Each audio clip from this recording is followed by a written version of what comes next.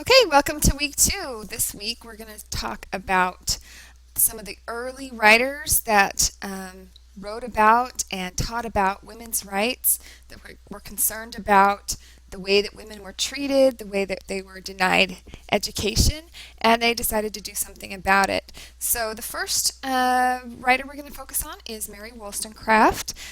Probably most of you have read Frankenstein.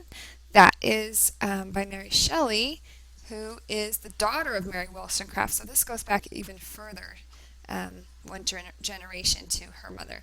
Mary Wollstonecraft lived from 1759 through 1797. So this goes way back. And you will see that her arguments for women's rights will seem pretty conservative, pretty very reasonable to you. She's not going out there. She's not one of the what you would consider a liberal feminist in today's standards by any means, but she was one of those first voices that said women need to be educated, and that will just help all of us, not just women. So I love Mary Wollstonecraft, and I hope you will too. This is a really fun week and a couple of weeks because we will be focusing on two different women and how they went about arguing for women's rights in different ways. So here's the schedule that you can follow if you want a 3-day weekend to get everything done by Thursday. The first thing we're going to do is there's a questionnaire. Let me open it up about feminism.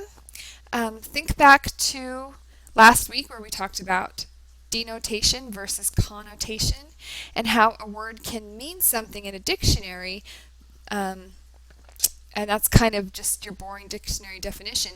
But then when you hear the word, the connotation can bring up different emotional responses based on your experience or your beliefs. So we're going to, there's a quick questionnaire on the word feminism.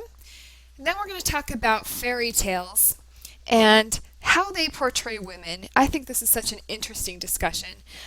So we're going to watch a clip from Snow White, and then we're going to discuss fairy tale women and how women are portrayed in fairy tales as either angels or witches, and how that kind of thinking has continued to this day and how some of it has changed.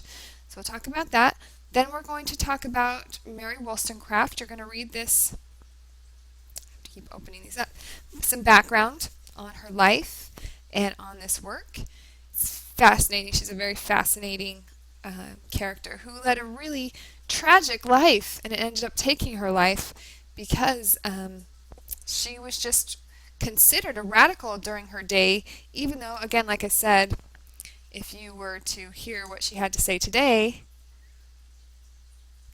it wouldn't seem radical at all. It would just seem like common sense.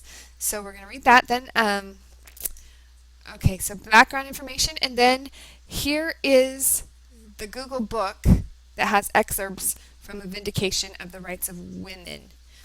Woman. Let me check and see if it's women or woman because I have it two different ways. This book it's a very long book, but you will just be reading short passages. So make sure you read this. It will tell you which pages to read.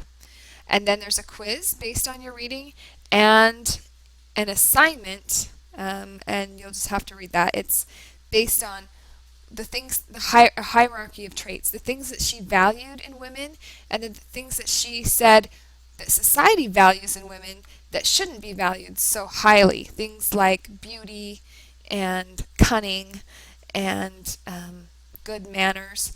She said things like those are all seem to matter for women, and that's not where we should be putting our emphasis. So that we'll discuss that in this resource here.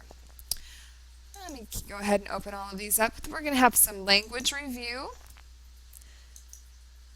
specifically among and between woman versus women. These two words, people get mixed up all the time, so I want you to watch this and make sure that you get those down correctly. We'll talk about slang and cliche in this video, and also fixing sentence fragments because I'm still seeing a lot of fragments in your writing. There's a practice quiz on sentence fragments, and at the end of the week, you'll be submitting your reading log. You'll just have 2 entries from weeks 1 and weeks 2 where you talk about the readings that you've done and fill out that reading log and submit it. It'll be worth 20 points. So that's it for week 2. Let me know if you have any questions.